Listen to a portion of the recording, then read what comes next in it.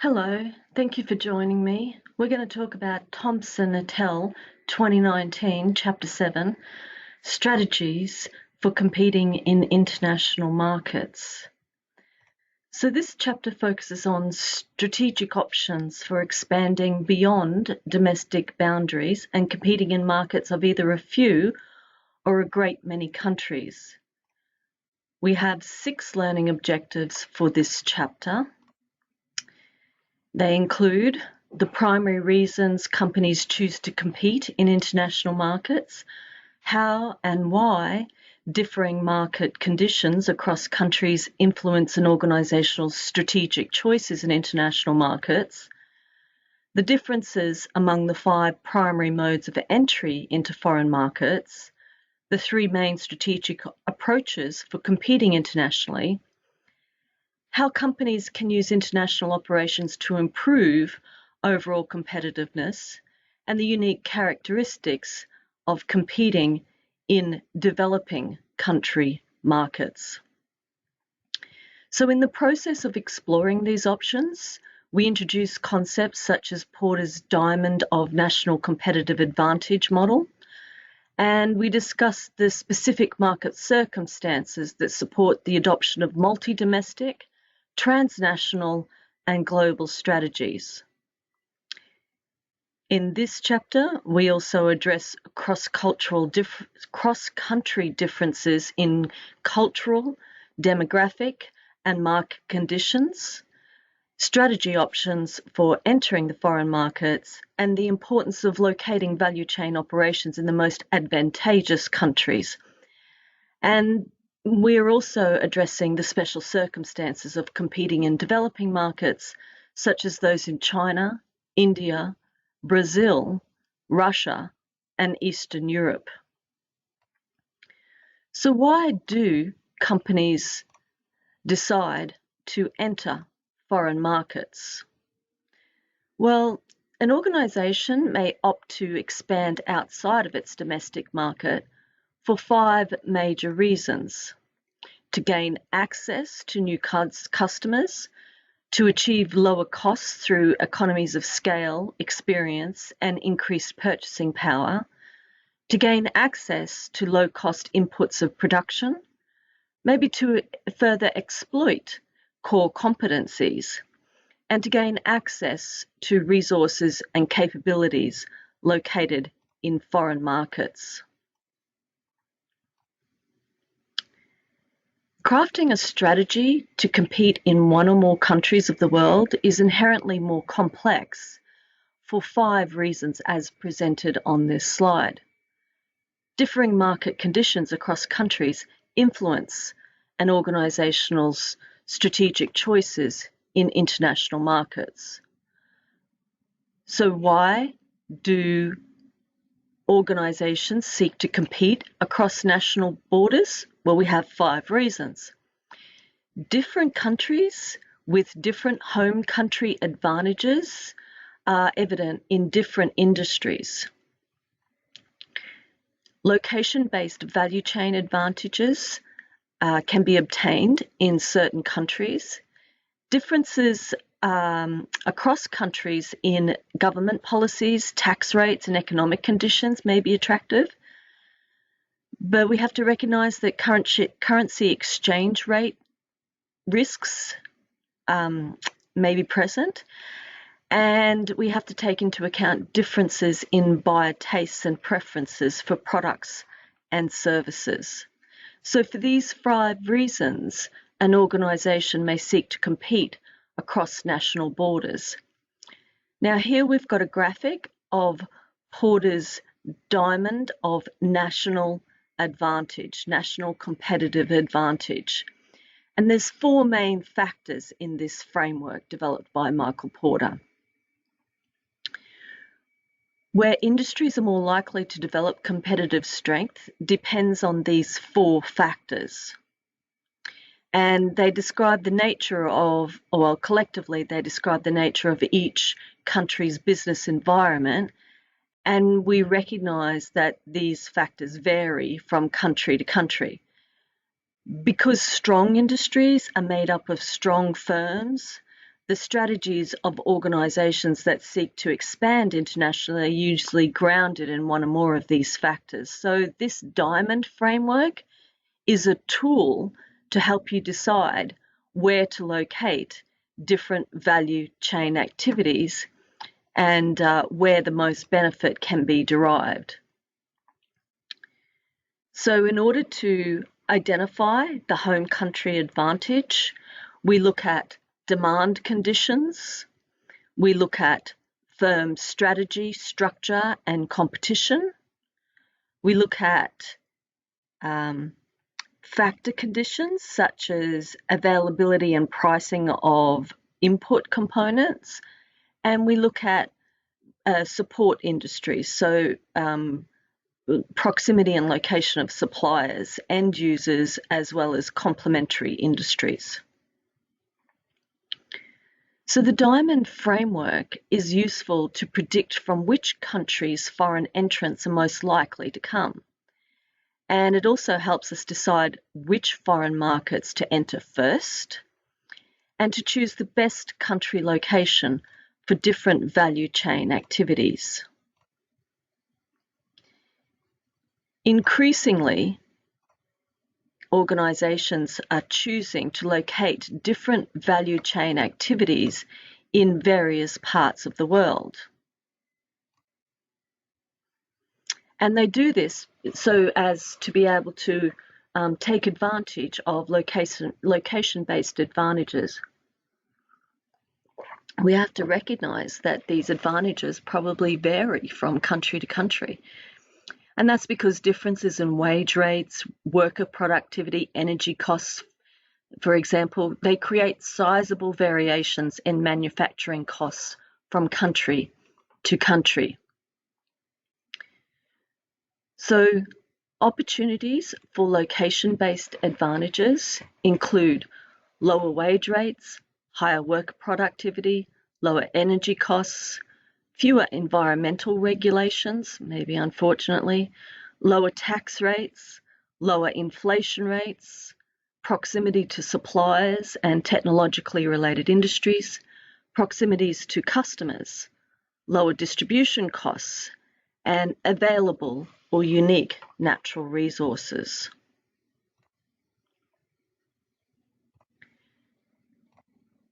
All right, so cross-country variations in government policies and economic conditions affect both the opportunities available to a foreign entrant and the risks of operating within the host country. So we look at political risks and we look at economic risks. Political risks stem from instability or weaknesses in national governments and hostility to foreign business, potential hostility. Economic risks stem from the stability of a country's monetary system, economic and regulatory policies, and the lack of property rights protections. So the impact of government policies and economic conditions in host countries include both positives and negatives. This slide shows you what those positives and negatives may be or may need to be considered.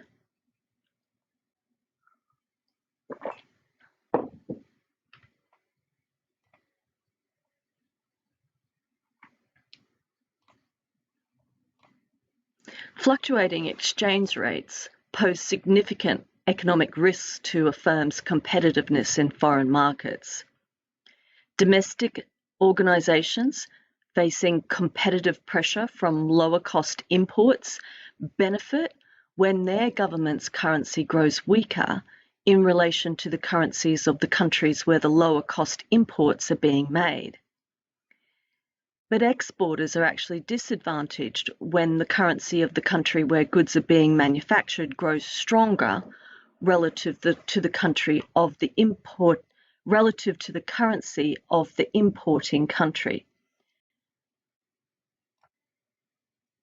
So we have to learn to think strategically.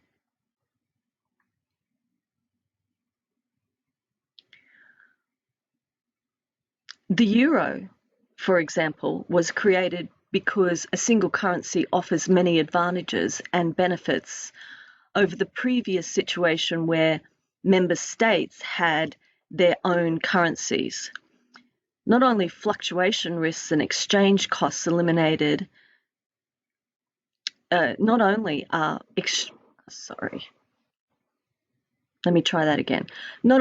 fluctuation risks and exchange costs eliminated and the single market strengthened, but the euro also means closer cooperation among the member states for a stable currency and economy to the benefit of all. When the EU was founded in 1957, the member states concentrated on building a common market for trade, but over time it became clear that the closer economic and monetary cooperation was needed for the internal market to develop and flourish further, and for the entire European economy to perform better. That brought jobs and greater prosperity for Europeans. In 1991, the member states approved the Treaty on European Union via the Maastricht Treaty, and that meant deciding that Europe would have a strong and stable currency for the 21st century. The benefits of the euro are diverse and felt on different scales from individuals and businesses to whole economies, and they include more choice and stable prices for consumers and citizens, greater security and more opportunities for businesses and markets, improved economic stability and growth, more integrated financial markets, a stronger presence for the EU in the global economy, and a tangible symbol of a European identity. And many of these benefits that I've just listed are actually interconnected. For example, economic stability is good for a member state's economy because it allows the government to plan for the future. But economic stability also benefits organisations because it reduces uncertainty and encourages organisations to invest.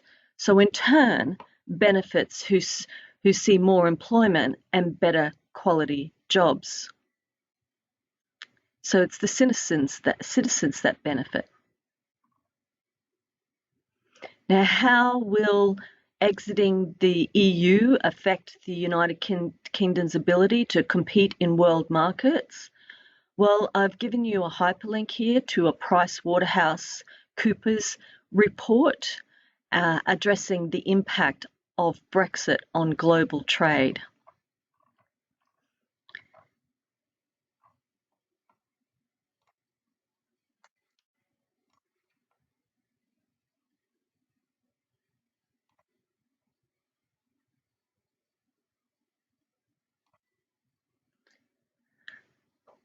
Cross-cultural differences in demographics, cultural and market conditions involve key strategic considerations. So buyer tastes for a particular product or service sometimes differ substantially from country to country. While making products that are closely matched to local tastes makes them more appealing to buyers, customizing an organization's products country by country may be expensive in terms of production and distribution costs. The tension between the market pressures to localize an organization's product offerings country by country and the competitive pressures to lower costs are one of the big strategic issues that participants in foreign markets have to consider and essentially resolve.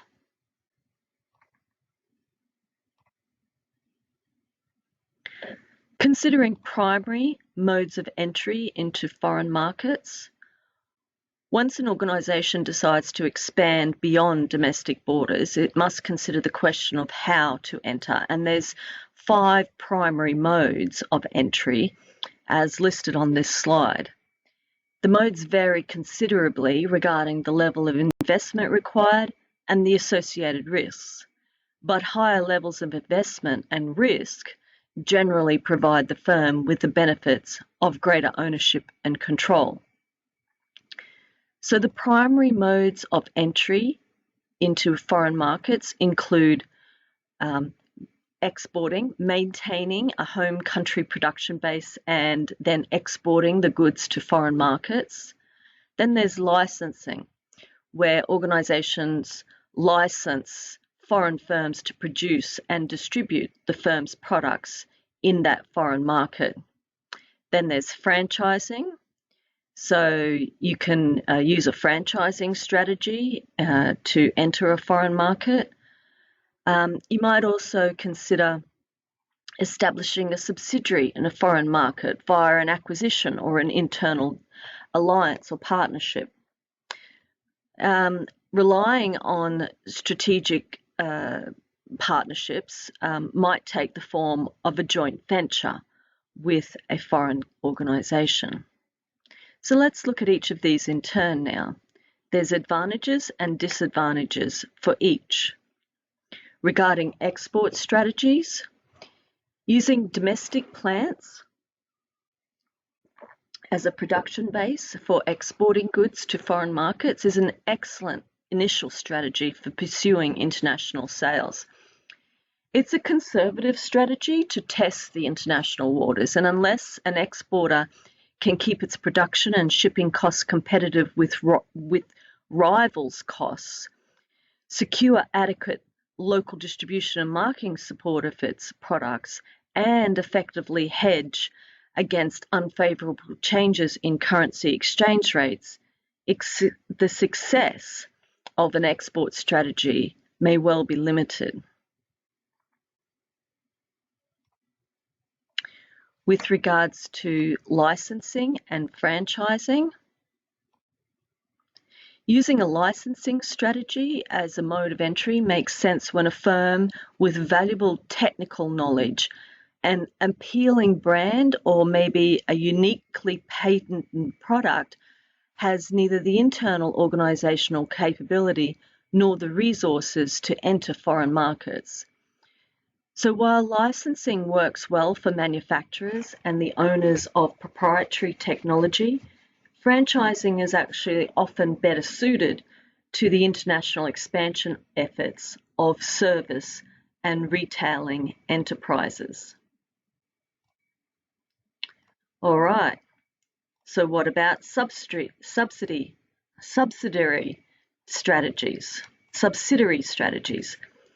Organisations that want to participate directly in the performance of all essential value chain activities typically establish a wholly owned subsidiary, either by acquiring a local company or by establishing its own new operating organisation from the ground up. So it has a high level of control using a subsidiary strategy, but it's capital intensive because of the costs of acquisition, for example, and the complexity of that acquisition.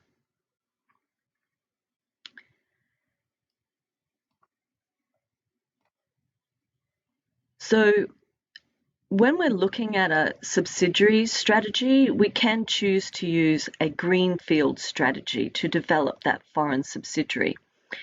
A greenfield venture is a subsidiary business that is established by setting up the entire operation from the ground up. Entering a new foreign country via a greenfield venture makes sense when an organisation already operates in several countries and they have experience in establishing new subsidiaries and overseeing those operations, and when they have a sufficiently large pool of resources and capabilities to rapidly equip a new subsidiary. Of course, there's advantages and disadvantages associated with a greenfield strategy. And again, while the level of control is high, there are capital costs involved. There may well be the advantage of direct transfer of the firm's technology, skills, organisational culture, practices and processes, but the disadvantage is that this is probably the slowest form of entry due to the extended time required to construct the facility.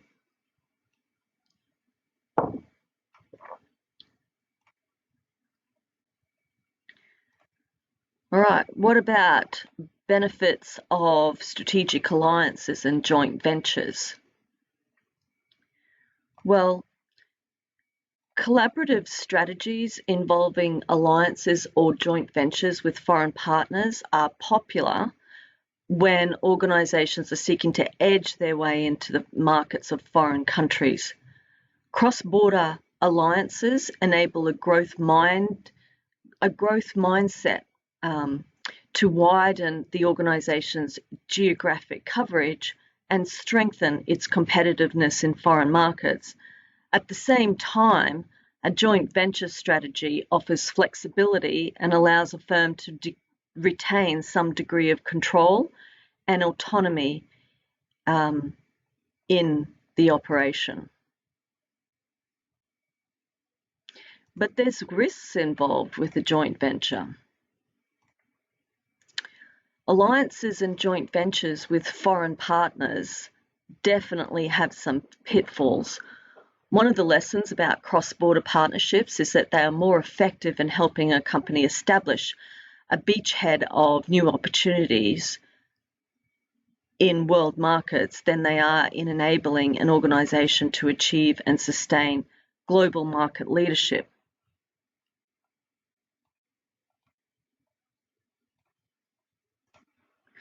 So we need to flag the risks of strategic alliances with foreign partners.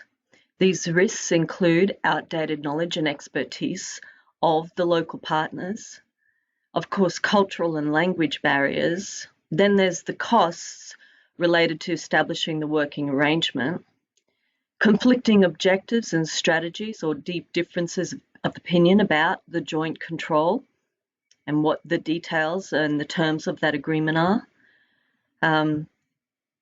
Part of what's written between the lines is the differences in corporate values and ethical standards, and also the risk of legal protection of proprietary technology or competitive advantage. And there can be an overdependence on the foreign partner for essential expertise and competitive capabilities.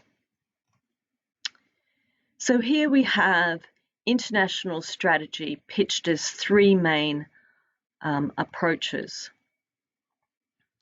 So when we're talking about an international strategy, we're talking about a strategy for competing in two or more countries simultaneously. And these three approaches include a multi-domestic strategy, a global strategy, and a transnational strategy. Here's those three strategies pitched on a graph that has the vertical axis as the benefits from global integration and standardization, with the horizontal axis identified as the need for local responsiveness. So thinking locally and acting locally is a multi-domestic strategy. And here we have a high need for local responsiveness, but the least amount of benefits from global integration. A transnational strategy, this is about thinking globally, but acting locally. And here we have less of a need for local responsiveness than what is associated with a multi-domestic strategy, but not the full benefits derived from global integration, as is the case with a global strategy, where we're thinking globally and acting globally. And here is where we have the least need for local responsiveness and the highest potential benefit from global integration. Okay. So looking at each of these three in terms of advantages and disadvantages, for a multi-domestic strategy, the advantages include meeting the specific needs of each market more precisely, so a high degree of adaptation, responding more swiftly to localized changes in demand, so being in a higher market orientation, being closely in touch with the market and the changing market dynamics. You can target reactions to the moves of local rivals, so a more dynamic and proactive rather than reactive approach. And you can respond more quickly to local opportunities and threats, so a more agile approach.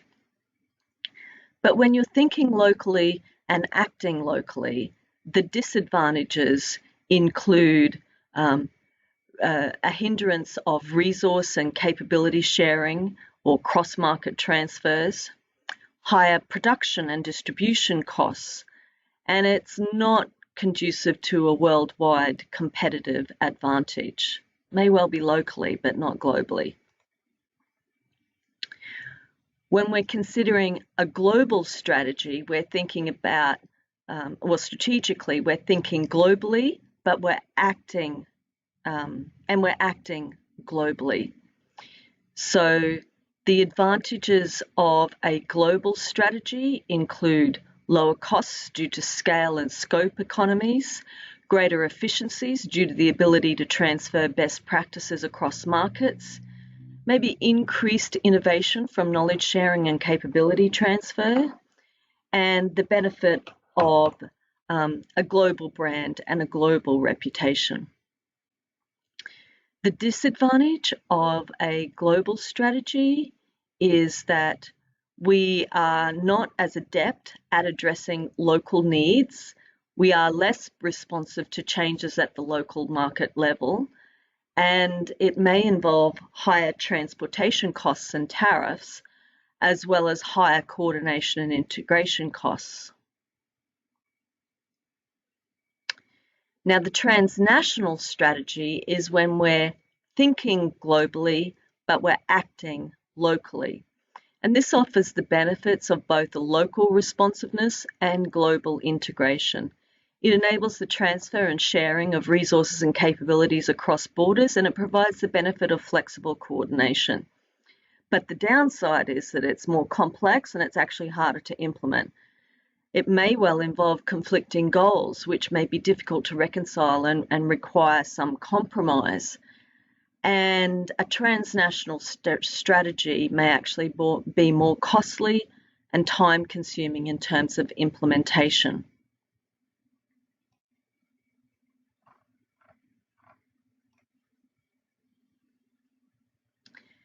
So when we're looking to build competitive advantage in international markets, we use international location to lower cost or differentiate the product. We share resources and capabilities across country borders, and we effectively gain cross-border coordination benefits. Okay, let's talk about location first of all. Key location issues include customizing the offerings to match the preferences of local buyers, or maybe contrastingly, to pursue a strategy of offering the most standardized product worldwide.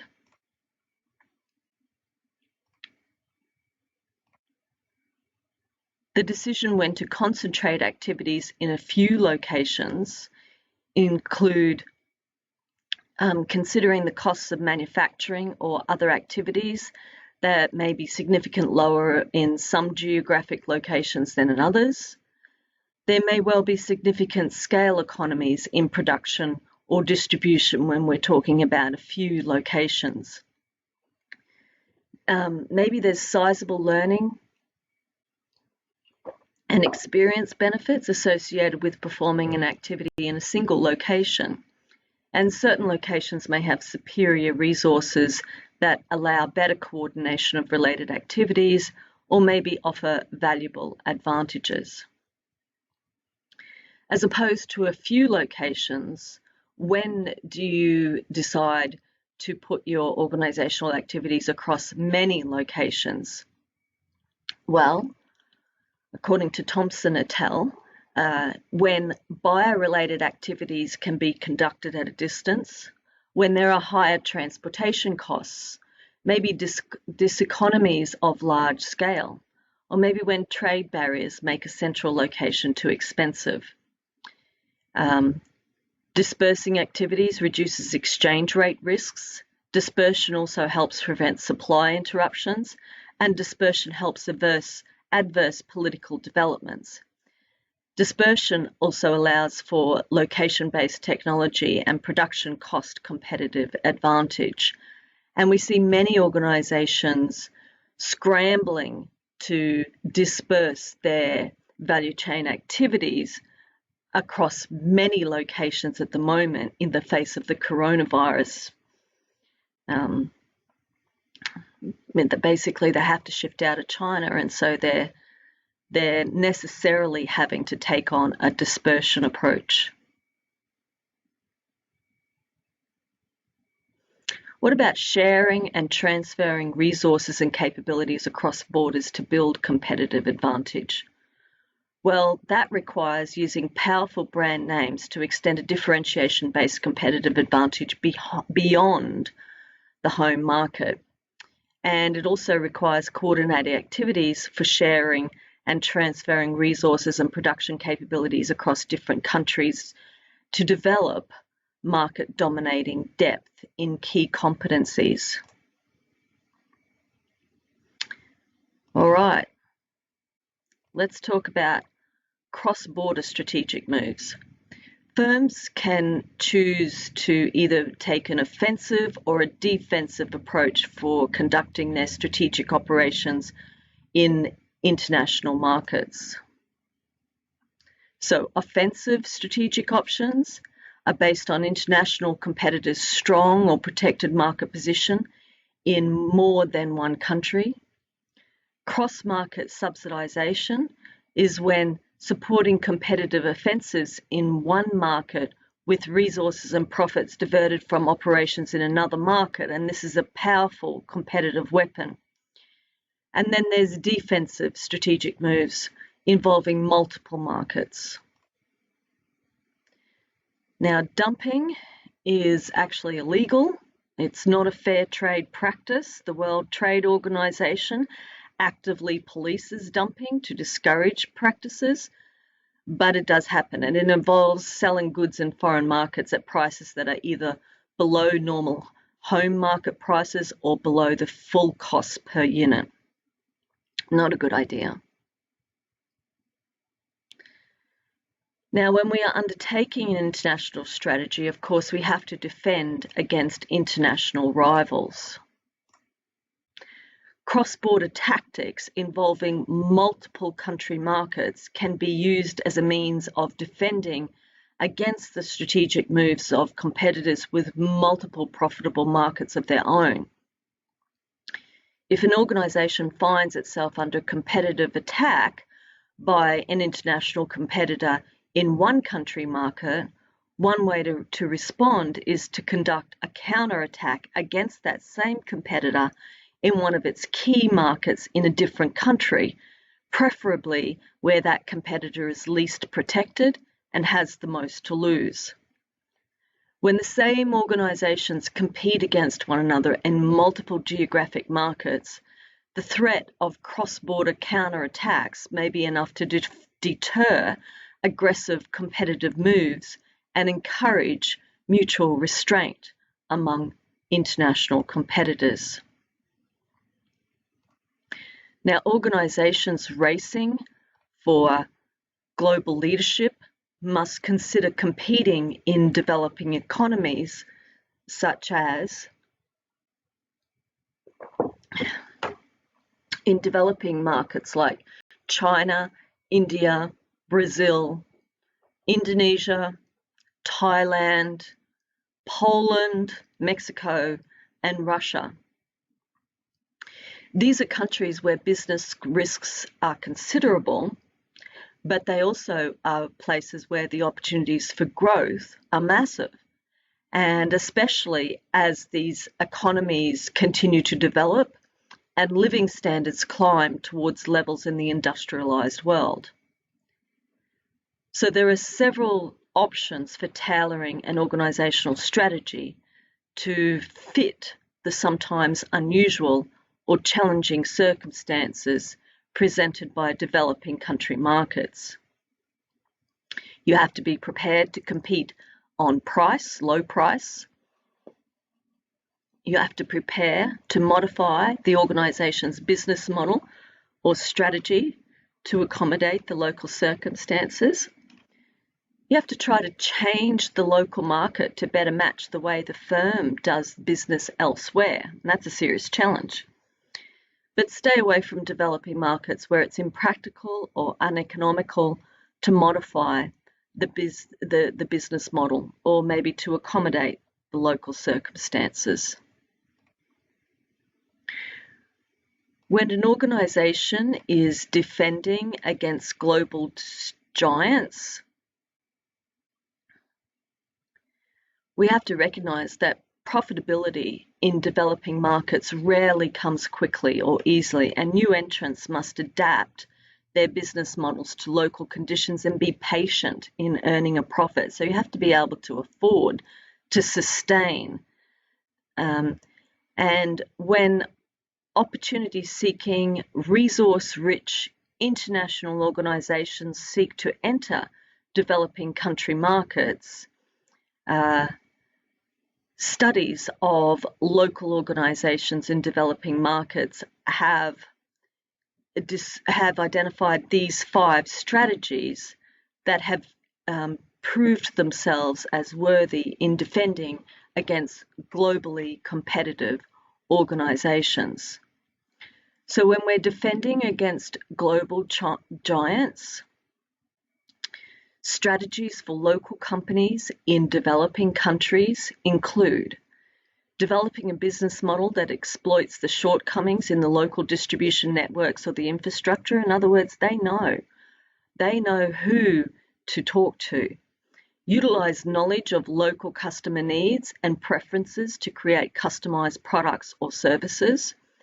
So local organizations have a higher local market knowledge. Take advantage of aspects of the local workforce with which large multinational firms may actually not be familiar with. So you have the advantage there as a local company. Use acquisition and rapid growth strategies to defend against expansion-minded internationals, and transfer company expertise to cross-border markets and initiate actions to contend on an international level. WeChat. WeChat has been able to surpass international competitors because by understanding local Chinese customer needs, they can better anticipate Chinese customer needs. WeChat added features that allowed users to check traffic cameras during rush hour, for example, maybe purchase tickets to movies and book doctor's appointments on the app. And due to common scheduling difficulties, booking doctor's appointments is a feature that's actually widely popular with the Chinese customer base. Essentially, what WeChat did was created its own distribution network for sought-after information in busy Chinese cities. So when we're in class, we're going to use Porter's Diamond of National Competitive Advantage to figure out how WeChat might continue their success in China. Thank you for your attention, and I'll see you again soon.